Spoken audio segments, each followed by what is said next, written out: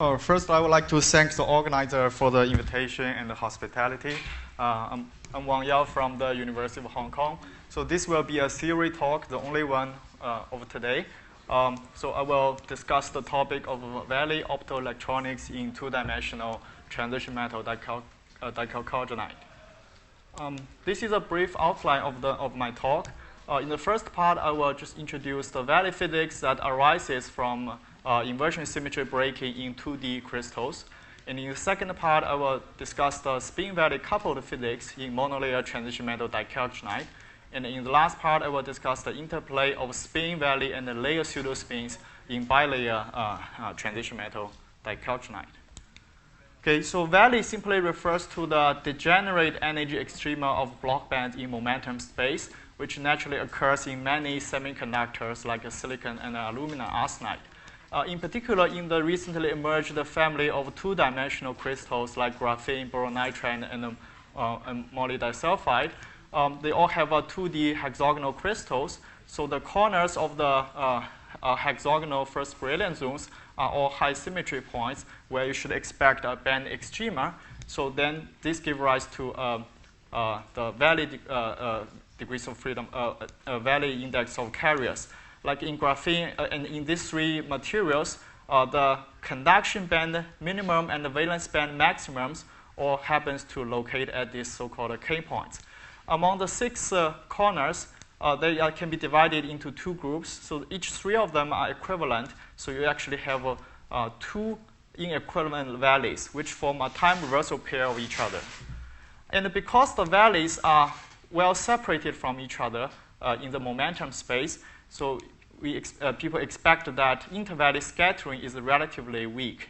And this should lead to long lifetime of valley polarization, which means if you have one valley, carriers populating more on one valley than the other.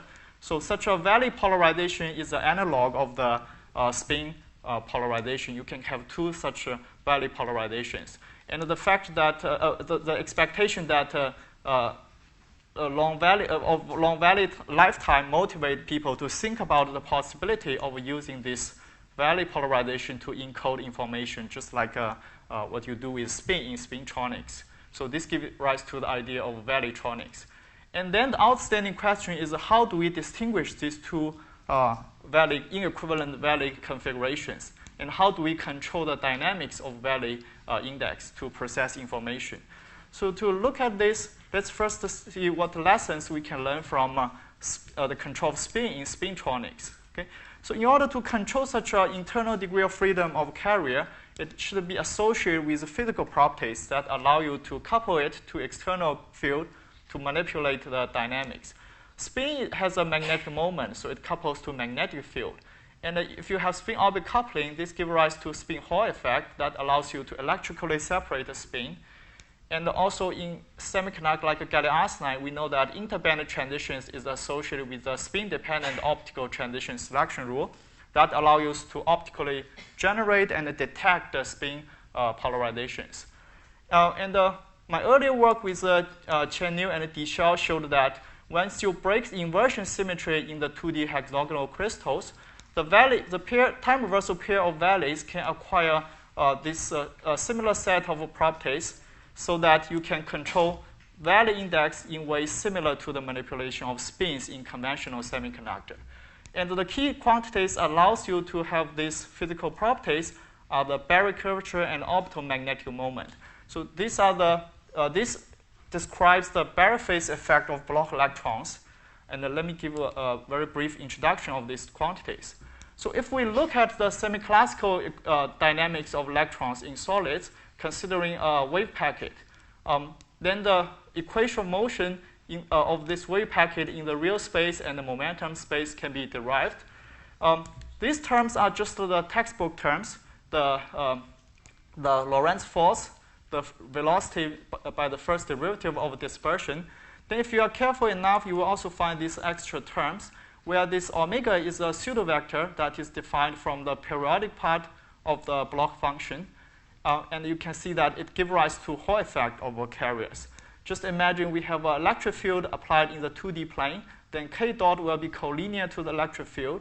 then you plug into this term, you find that this term corresponds to an anomalous velocity that is perpendicular to the electric field. So that's a Hall effect. And if you apply a magnetic field, we also have this correction of the energy dispersion in the magnetic field, where this coefficient here is called the orbital magnetic moment.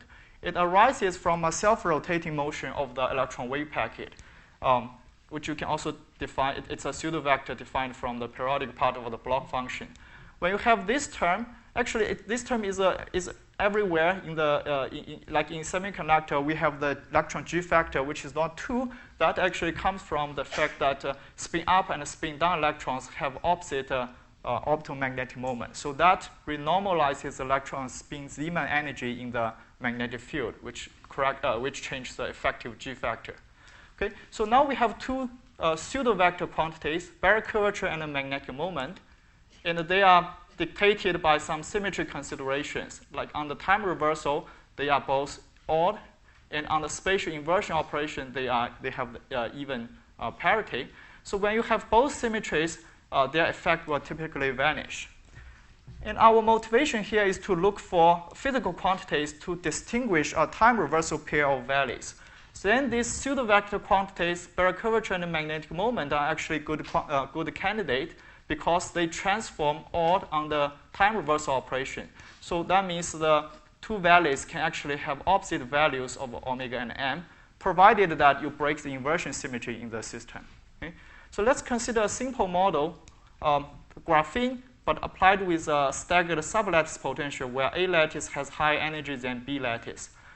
This sublattice potential breaks inversion symmetry, and such a model is described by the massive Dirac fermion, where you have this mass term to break the inversion symmetry. Then it's straightforward to calculate the Baryk curvature, and you find that they indeed have opposite signs at the two K points. And since Baryk curvature gives rise to Hall effect, now the carriers in the two valleys has opposite curvature, then in electric field, they will try to move to opposite transverse edges. So that is a value Hall effect, which is analog of the spin Hall effect. And you can also look at the orbital magnetic moment, and they have very similar distribution with opposite signs at the two valleys. So in this case, the valley pseudospin is indeed associated with a magnetic moment, which is similar to spin. And another consequence of the inversion symmetry breaking is the graphene become gapped. And you can also look at the interband transitions from valence to conduction band. And we know that magnetic moment is usually tied with the phenomenon of a circular dichroism. Now we have opposite magnetic moment for the two valleys. So if I look at the interband transition at the K and the minus K point, I should also expect opposite circular dichroism. Okay? So we expect valleys contrasted circular dichroism. And we formulate the interband optical matrix element. Indeed, we find that the transition at the K point couples exclusively to light with a left-handed circular polarization. And in the minus K value, it couples to the other polarization. Okay? So this is a valley optical selection rule, which is an analog of the spin optical selection rule in gallium arsenide. So such a selection rule can also be directly derived if you look at the phase distribution of the Bloch function. So at the K point, if you take the plane wave envelope function projected onto this hexagonal lattice, the conduction band, when you have this symmetry AB staggered sublattice potential, the conduction electrons are at the A side, and you have these three phase distributions. And if you look at the rotation of the wave function, how the wave function evolves under rotation, you can see that this phase winding just resembles angular momentum orbit of L equal to 1. And for valence band, it's L equal to minus 1. So you should expect an azimuthal selection rule, where these three N just come from the fact that you only have a discrete threefold rotations. Okay? So this dictates that there should be a selection rule in this form. Okay, now let me turn to these material systems. The group 6B transition metal dicalcinide, where the metal atom is either molybdenum or tungsten, and the calcium can be sulfur or selenium. So this is a layered structure. If you look from top, it has a hexagonal structure. And if you look at this unit cell from the side, That is what a bulk or even layer unit cell look like, and this is a monolayer. So the first change when you go down to the monolayer is it goes from indirect to a direct bandgap semiconductor, as first experimentally confirmed from Feng Wang and Tony Hines, two papers from these two groups. And another important change is a symmetry variation. Okay? So bilayer or bilayer or bulk unit cell, it has inversion symmetry. This is the inversion center, but inversion symmetry is broken in monolayer. Okay? And such a symmetry variations can be very nicely demonstrated by the second harmonic generation experiment done by my colleague Cui Xiaodong's group in Hong Kong U. So this is a second harmonic generation map, and you can see that the efficiency is high in the regions with an odd number of layers, but very low in regions with an even number of layers. Okay? So that means that suggests that the inversion symmetry is broken when you have odd number of layers, but it's basically present when you have even number of layers. So then monolayers is a direct gap with has a direct gap at a k point, and it has this inversion symmetry breaking. So that will be ideal playground to explore the valley physics that we earlier found. And then we look into the models for this monolayer dicalconite. So all four of them have quite similar band structures, and we are interested in interested in the physics near the k points. And if you look at the first principle wave functions, you can easily find that the wave functions near the k points are predominantly contributed from the d orbitals of the metal atom. Okay? So then we can start from these d orbitals and make a kp expansion around the k point. And the simplest model we find is simply, but if we neglect spin orbit coupling, then the simplest model we find is just the massive Dirac fermion model. Okay? And here sigma just refers to the two d orbitals of metal atom. This is m equal to 0 d orbital. This is a magnetic quantum number equal to plus minus 2. So the model is without spin orbit coupling is exactly the same as the graphene with staggered sublattice potential. So then we expect the valley Hall effect and the valley optical selection rule that is predicted with this model. Then with this valley optical selection rule, that actually allows us to pump valley polarization and also detect the valley polarization. So the simplest experiment one can do is look at the polarization resolved photoluminescence. You excite at a high energy with circular polarized light to create electron holes. And when the photocarriers relax to the band edge, they will prefer to go to the same valley because the other valley is far away. And then when this band edge carrier recombine, they should emit photons with the same polarization as excitation laser. So this is the case when you have selection rule. If not, then you should expect unpolarized photoluminescence because the carriers will just forget about how they are excited. And the good thing about transition metal dicalconite is it is direct gap and at the visible frequency range. That makes the experiment easier to perform. So shortly after we predicted this selection rule in the monolayer, three groups reported observation of the polarized PL from the monolayer moly disulfide, including my colleague at Hong Kong U. So here, so basically the conclusions are similar, but I just want to mention one thing is which is the absence of the Handler effect, because we know that like in gallium arsenide or other materials, you can also have a circular polarized photoluminescence from the spin polarization. But in those cases, you will expect Handler effect. If you apply in-plane magnetic field, then spin will process in the magnetic field. That will suppress the PL polarization. So that's a Handler effect. But here, they don't see this Handler effect in a magnetic field here of about 1 Tesla. But some other group use magnetic field up to 7 Tesla, and they don't see Handler effect as well. This is indeed consistent with the expectation because we know that valley polarization will not process in-plane magnetic field. That's because magnetic field does not couple the two valley.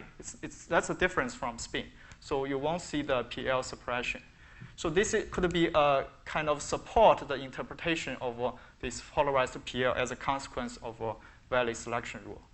And another good thing about this optical selection rule is now we can also generate intervalley coherence, because linear polarized photon is a superposition of the left and the right circular polarized ones.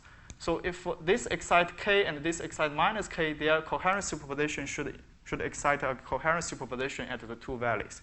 And this optical generation of valley coherence is observed by Xiaodong Xu's group. And I think I will just leave this part to his talk.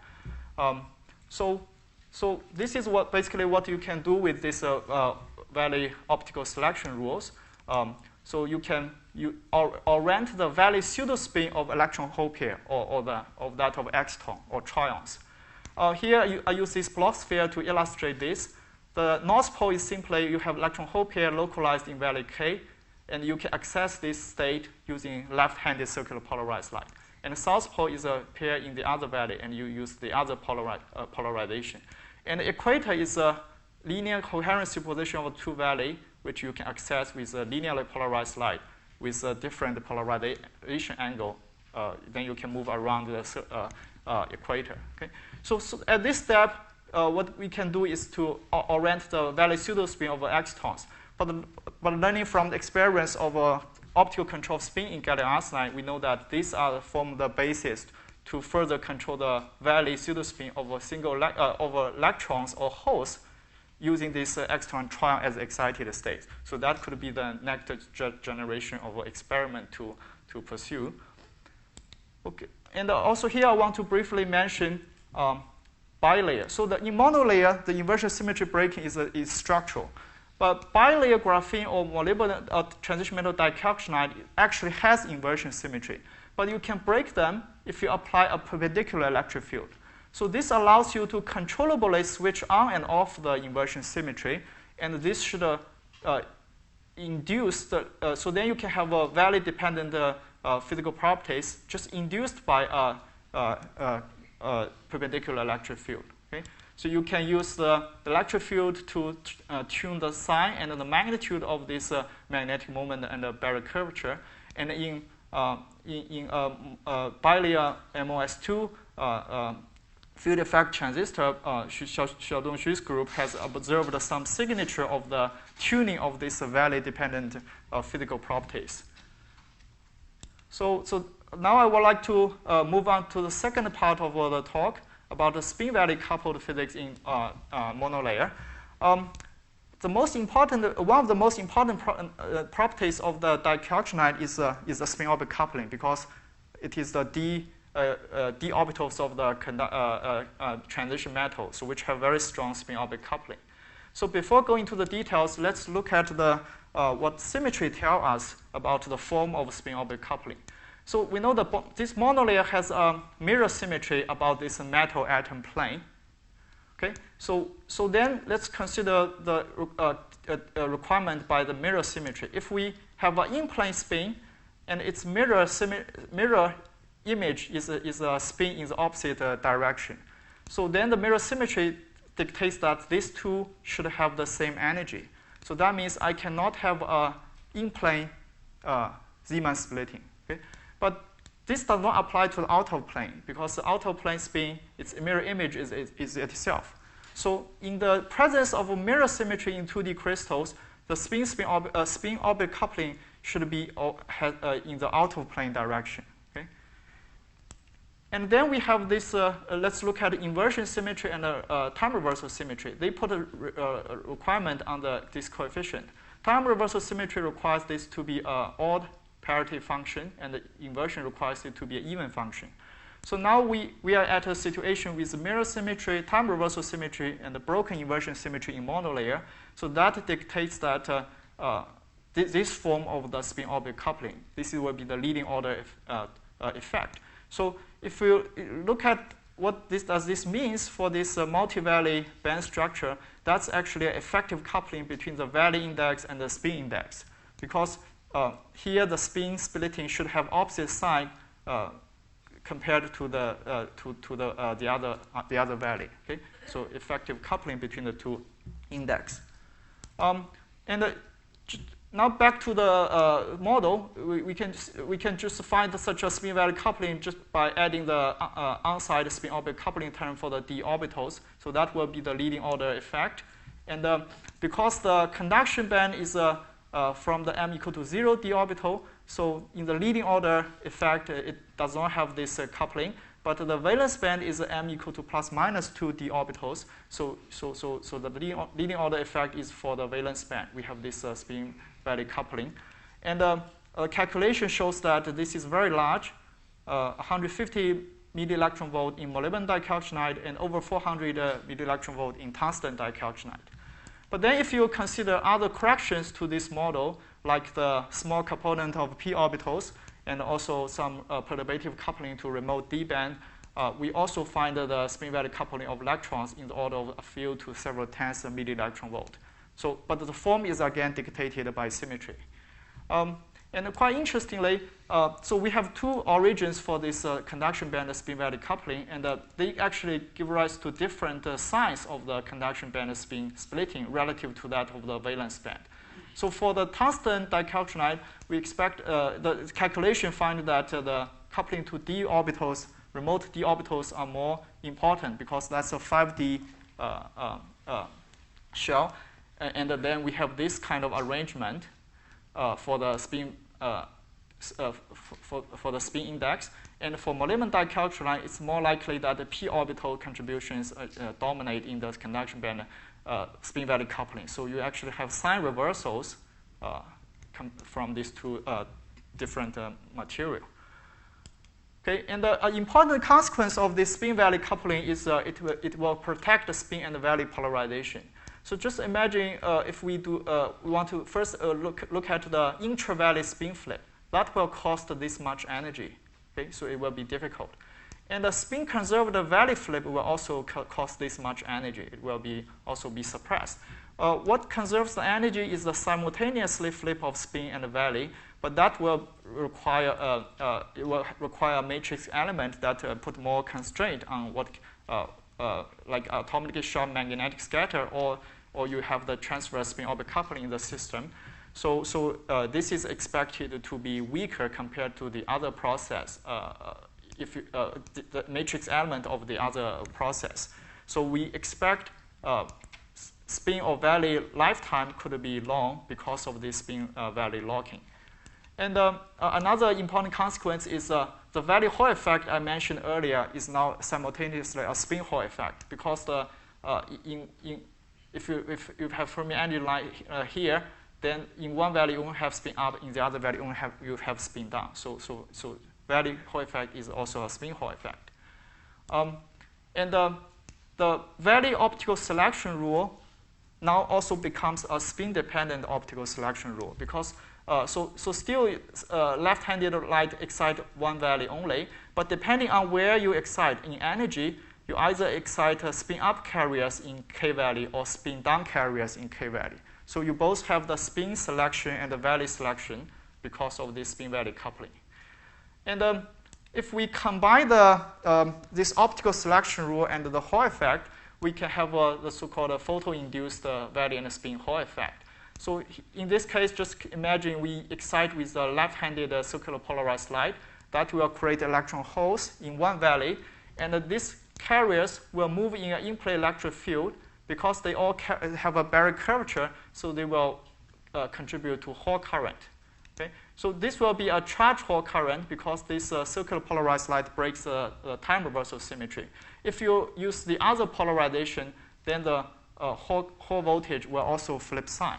Okay? So recently on this conference, King-Fai Mak from Paul McQueen's group, they reported experimental observation of this effect in monolayer molybdenum disulfide. And this charge Hall current is a spin and a valley polarized. If we use a linearly polarized light to excite, then by symmetry, the charge Hall effect will vanish. But then you can have a pure spin Hall current and a valley Hall current. And depending on where you excite, you can actually have the sign flip of the spin part of the Hall current. Okay, so this is the end of.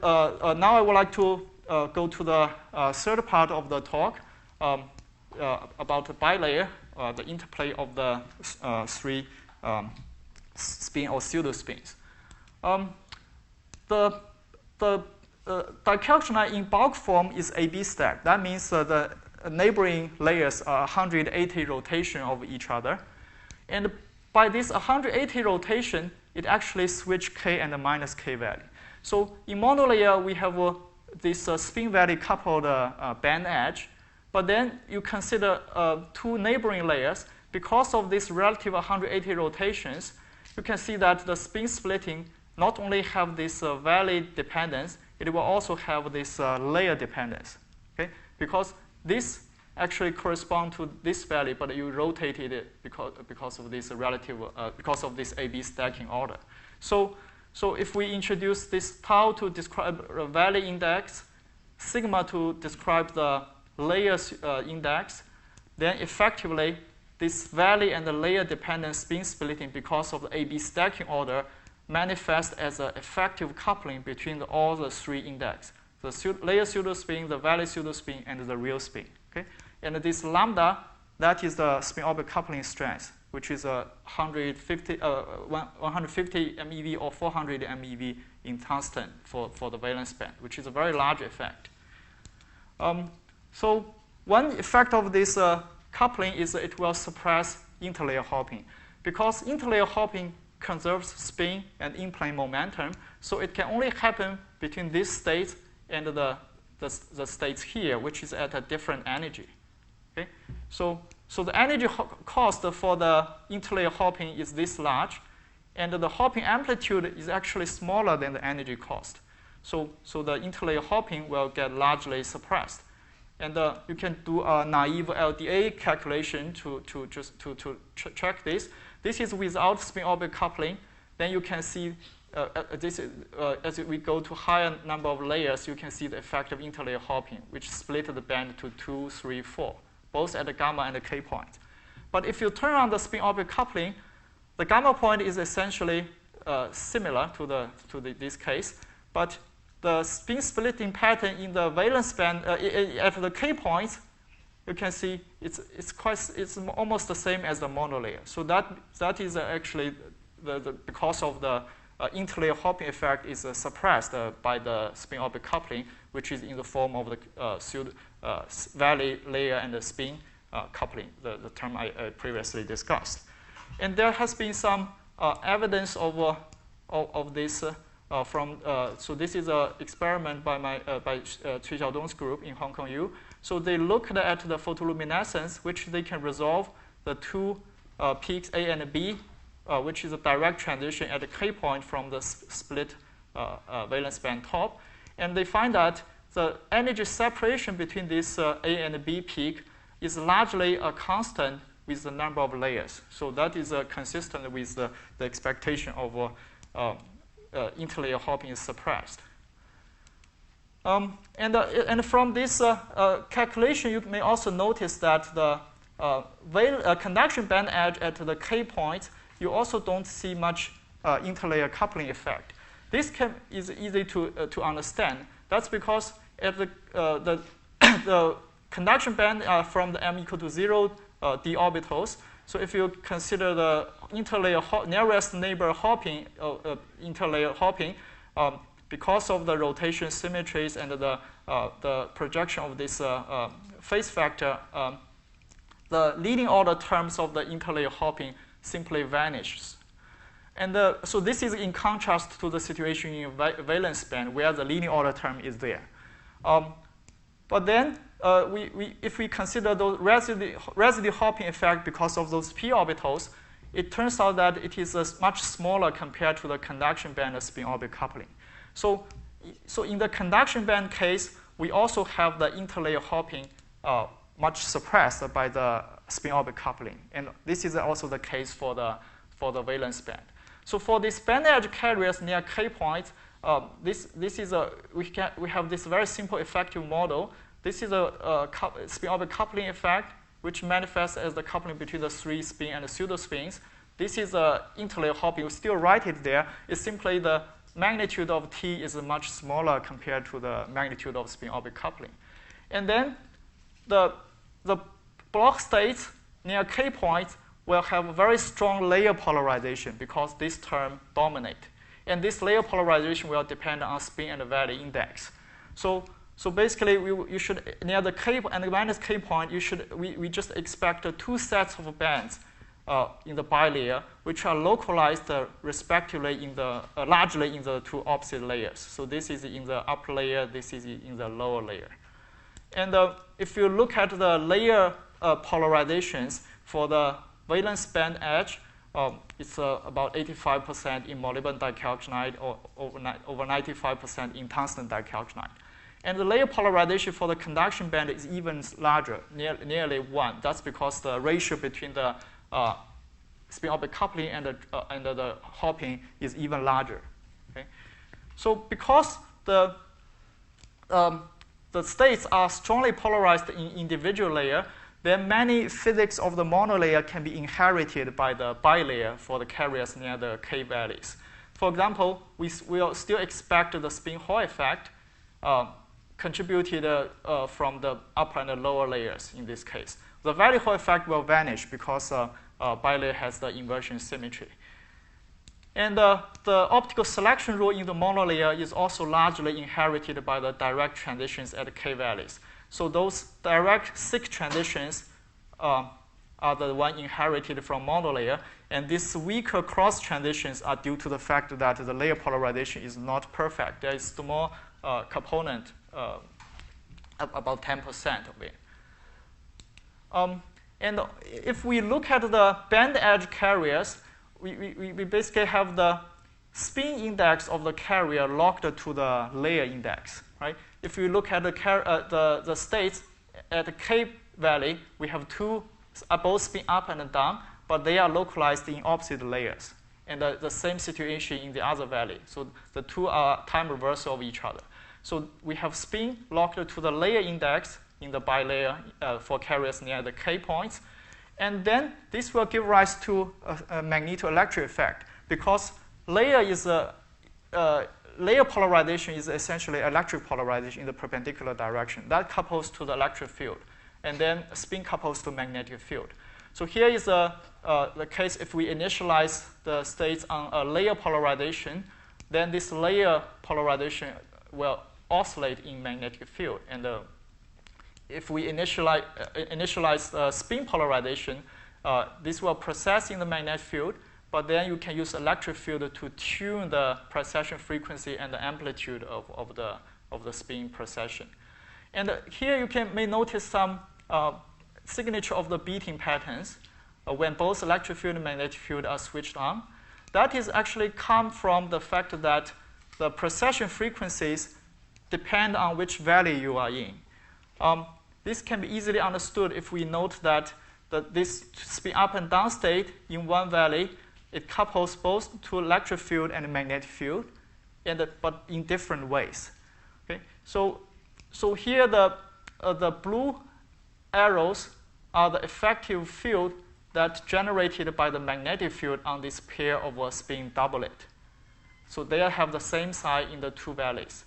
But then the magnetic field, the electric field, perpendicular electric field also act on this spin doublet.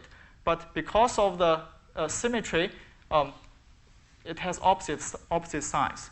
So then if you look at the total field, the total field can either have different directions and a different magnitude. So that can give rise to different precession frequencies in the two valleys. So we can consider a Faraday geometry where you apply a perpendicular magnetic field to the bilayer. So then you move this spin up and down state in opposite direction to open up a spin Zeeman splitting. And because of the spin layer locking, the electric field will also induce a spin Zeeman splitting. But as I mentioned, this spin Zeeman splitting by the electric field has opposite sign in the two valleys. So then the electric field and the magnetic field induced Zeeman splitting will either cancel in one valley and add up in the other valley. So that gives rise to valley-dependent spin splitting. And this allows you to selectively do spin resonance, either in K or minus K, depending on which frequency you use. And now we can also consider the Voyager geometry where the magnetic field is applied in plane. Then the perpendicular electric field or the perpendicular magnetic field can both induce the electron spin resonance. You can have electrically driven or magnetically driven spin resonance. That's also because of the spin layer locking effect. And quite interesting, the electric field and the magnetic field will interfere differently in the two values. Right? That's also because of the sign difference of the electric field when it couples to the spin doublet. So they either constructively interfere but destructively cancel in the other valley or the other way around. So this allows you to realize valley conditioned spin rotations. Okay, so with this, I will just summarize my talk. Well, I showed that if you break the inversion symmetry into the crystals, the time reversal pair of valleys can acquire valley contrasted physical properties, including the Hall current, magnetic moment, and optical selection rules. So then this time reversal pair of valleys may play similar roles like a spin in electronic applications. And in monolayer transition metal dicalcinide, the strong spin-orbit coupling manifests as an effective interplay between the spin and the valley index. That has several interesting effects, including the suppression of interlayer hopping, and also the valley controls from the inversion symmetry will also enable spin controls. And in bilayer, because of the spin-valley coupling in monolayer and because of the AB stacking order, the layer pseudospin is also effectively coupled to these two index. That can give rise to magnetoelectric effects or valley conditioned spin controls. And finally, I would like to acknowledge my people that I work with, my group members, and my collaborators, Xiaodong Xu from Seattle, Xiaodong Cui, my colleague at Hong Kong U, and Di Xiao from Carnegie Mellon University, and my funding agencies. Thank you for your attention.